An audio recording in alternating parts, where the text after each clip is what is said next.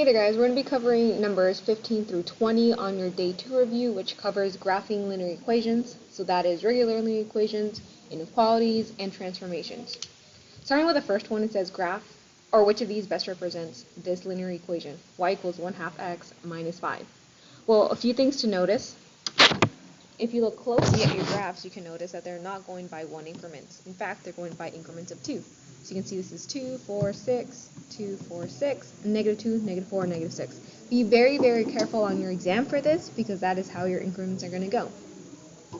Now, you can do process of elimination. There's a few things you can do. First off, I know my y-intercept is the number being added or subtracted to x without an x. So in this case, the minus 5. So I know I need a y-intercept in the negative region. Well, this one has a positive 5 because it's between 4 and 6, so it's not a. This one, nowhere does it even show a y-intercept. It's showing a negative 5x intercept, but we want a y-intercept, so it has to be on the y line. We go here and we say, okay, well, this one is between negative 4 and negative 6. The number between negative 4 and negative 6 is negative 5. So, perhaps, so we'll leave it there.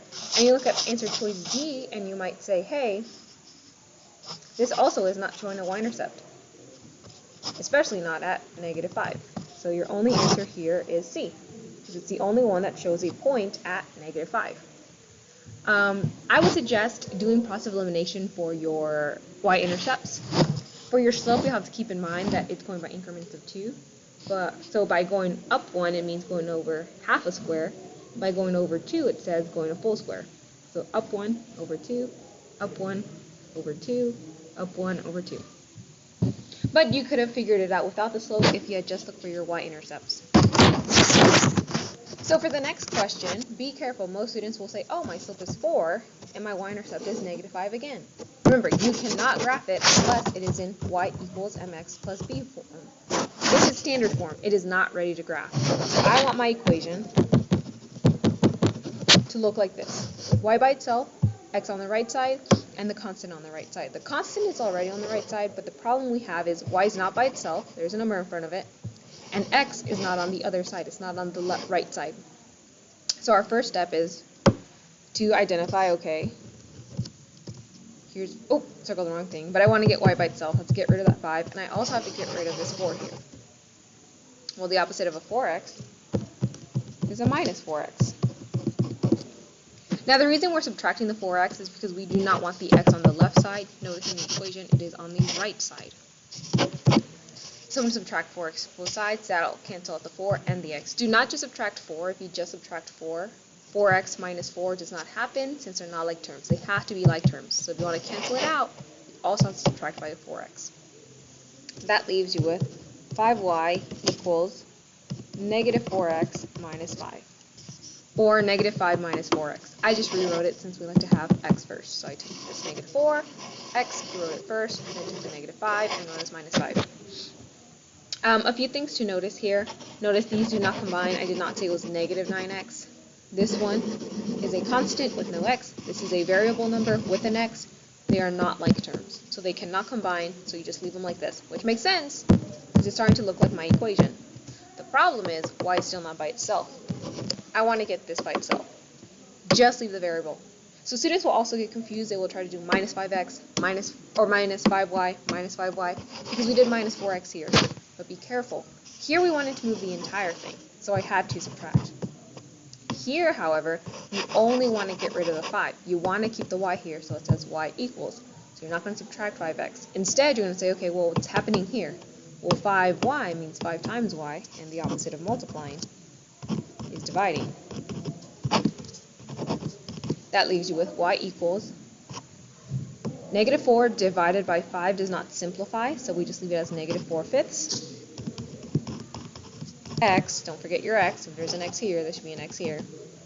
Negative 5 divided by 5, on the other hand, does simplify, and it simplifies to negative 1. So I can see a few things here. I can see I have a negative slope of 4/5 and a y-intercept of negative 1. Now I can do the same thing we did before and just start eliminating based on y-intercepts. So my y-intercept is here. So I can say, okay, well, if I look here, once again, they're increasing by increments of 2. So between 0 and -2 should be -1. Perhaps this one works. This one, however, between 0 and 2 is a positive 1, but it's -1. So this is incorrect. Going to answer choice C, we say, okay, well, it's also between -2 and 0, so it's -1. That can work. And then similarly between 0 and -2, so it's -1. That can work. Something else we can do is we can say, hey, I notice that my slope is -4/5, and I know negative slopes decrease going from left to right. Well, this one is not a negative slope. Notice going from left to right, you are going up a hill. It is increasing. So this is a positive slope. I want a negative slope. So it can't be A. So you're left with C and D. So at this point, you can say, okay, well, let me try to use my slope. I know it's jumping by 2s. And if I'm doing increments of 1, I have half increments in between. So let's say I want to go up forward left 5. So 1, 2, 3, 4.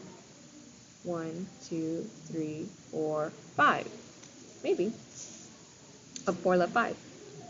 1, 2, 3, 4. 1, 2, 3, 4. 5. That does not give me a correct slope. So if you saw 1, 2, 3, 4, 1, 2, 3, 4, 5 should be around here. Which happens here. 1, 2, 3, 4, 1, 2, 3, 4, 5. C is your answer. This is going to be very hard on your exam because it's going by 2s, not by 1s, so please carefully look at this during your exam. The next ones are a little bit easier because you can start eliminating just by looking at the inequality. I know since the inequality is less than, then I'm going to shade below. And I know since it's equal to, it's going to be solid. So it's shade below and solid line. So I can get rid of A and C since they are dotted lines or dashed lines. And then I can say, well, I need a shade below. So if I draw an arrow going down from my line, that is the below section. Notice this one does shade below, but this one does not shade below. It's shading above. So for most of these, if you just know your inequality, shade below, shade above, solid, dash, you can eliminate it and get your answer. You could have done the same thing and said, hey, my y-intercept is +2. This one has a y-intercept of +2. This one does not. This one does not. And you could have eliminated that way. Since it's a multiple choice question, I highly suggest using process of elimination. So the next one are key features of graphs. So based on the graph, what description is correct concerning the key features? So it's asking for slope, y-intercept, and x-intercept. You can figure it out on your own. So for example, your x-intercept is where your line touches the x-axis. So 1, 2, 3, 4. My x-intercept is 4. My y-intercept is where my line touches the y-axis. So right here. So -1, -2.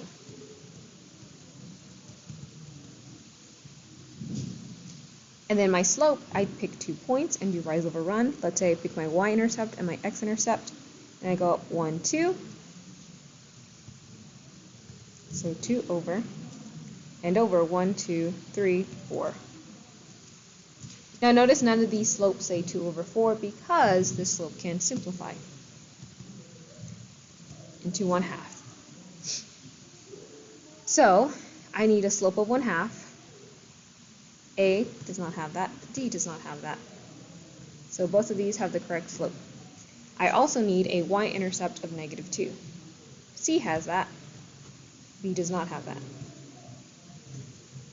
But just to be extra sure, I need an x-intercept of 4. My x-intercept is indeed 4. C is your answer. The last 2 ones are transformations. Remember, if you're inside the parentheses, you're going left or right, but it's opposite. If you're outside the parentheses, you're going up or down. Do as you're told. So in this case, since I have a minus 6 outside my parentheses, outside of this f of x, that means I'm going down 6. We'll look for the ones that say down 6. That eliminates half of my answer choices, A and C. And then, be careful, you see this minus and you might think, oh, minus means going left. But remember, inside the parentheses, it's opposite. So you're going right 3. Remember to look at your transformation chart in your purple packet so you can remember all these. And then this one, they give you the description and you have to find the equation. So reflection, remember, a reflection means negative signs. So if I want a reflection, I need a negative sign. So it can't be C. A vertical stretch, remember, also means, hey, I have a whole number in front of the f of x, not the end, not inside the parentheses, in front.